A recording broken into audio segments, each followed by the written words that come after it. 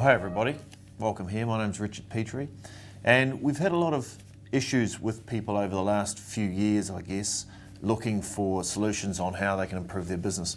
So what we've decided to do is come up with a little series each month of silver bullets. Now this is a silver bullet, it's not a real one, it's all right, it's actually a memory stick. So no one's going to get shot with this. But the key point is, silver bullets, we're looking for quick, fast little things that you can do to get your business up and running in tough times. In fact, it doesn't matter what the time is, good times, tough times, we're going to look for things that make it easy. So that's it. This is the silver bullets, and welcome in. Okay, so let's get into it. I'm going to give you the 5 words that are the most powerful 5 words in selling. And if you understand these 5 words and how to use them for yourself, then you're going to make your marketing like massively more persuasive. And it is the secret. So I'm going to give you the big one first. Okay, can't do any better than that. All right, before I get into this, I need to tell you a little story. And this was a story, we were doing a seminar, actually not far from here, we're in Wellington City at the moment, and we were waiting before the seminar started, and we had Lucy who was helping us put on the show and all this type of stuff. And Lucy says to us, oh, I'm just going to pop into town, I'm going to look at red shoes. And I said to her, are you going to buy some red boots, it was. Are you going to buy some red boots, Lucy? And Lucy says, no, I'm just window shopping.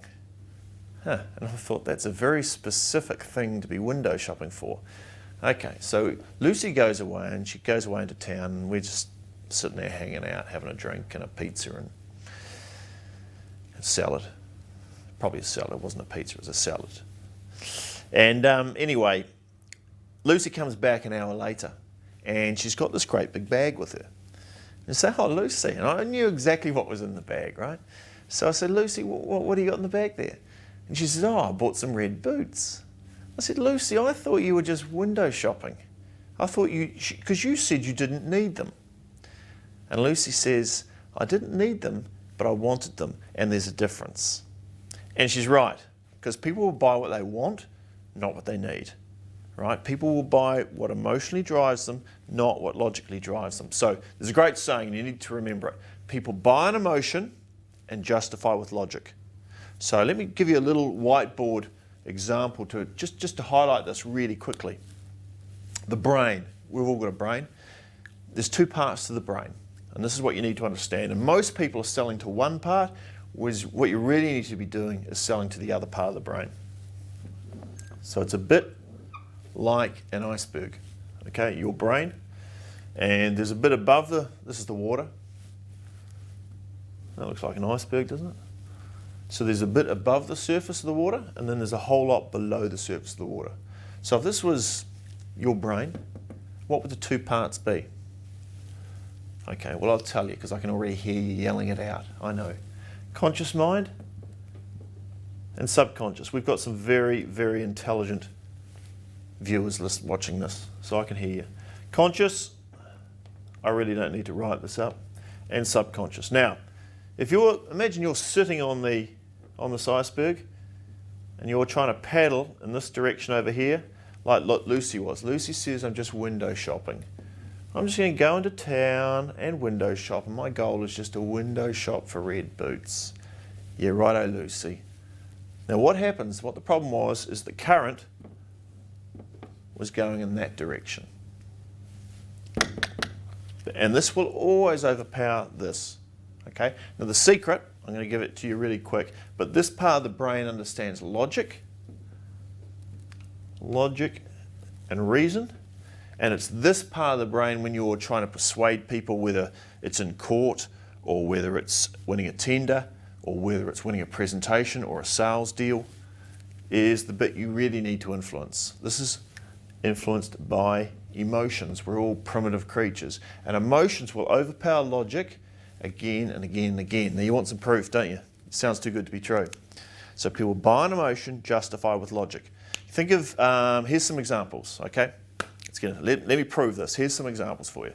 If you think of Obama's campaign where he won the election over John McCain, what was he really selling? Those are the 5 words. What are you really selling?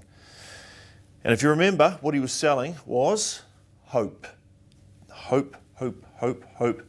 Smash the American public over the head with hope, hope, hope, hope. That came again and again. What did John Key base his election on? Hope, hope, hope, hope, hope. Same thing. They're accusing him of copying. He was copying, but it works. He was selling on emotion. That's another example. Advertisers. Cadbury's chocolates. What do they sell? Do they sell chocolate? Do they sell, what is it, fat? It's cocoa suspended in fat with sugar in it. No, they'd never sell that. What they sell is happiness. Think about it. Look at the ads. Cadbury's is happiness. McDonald's, good times, great taste, or loving it. What's another example? Cadbury's is happiness, McDonald's. Well, think about when you buy a car. Are you buying a logical car, or are you buying one that makes you feel good?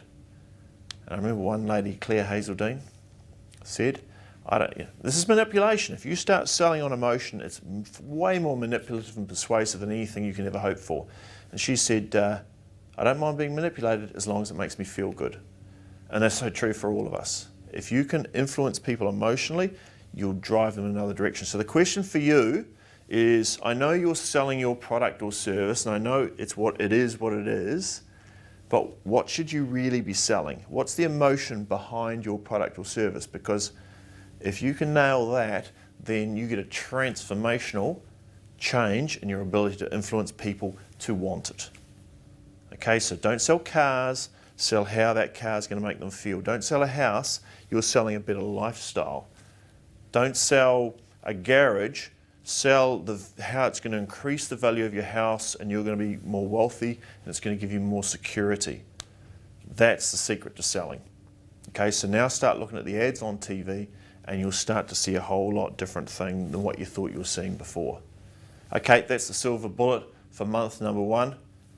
Use it, let us know how you get on, and we'll see you next month.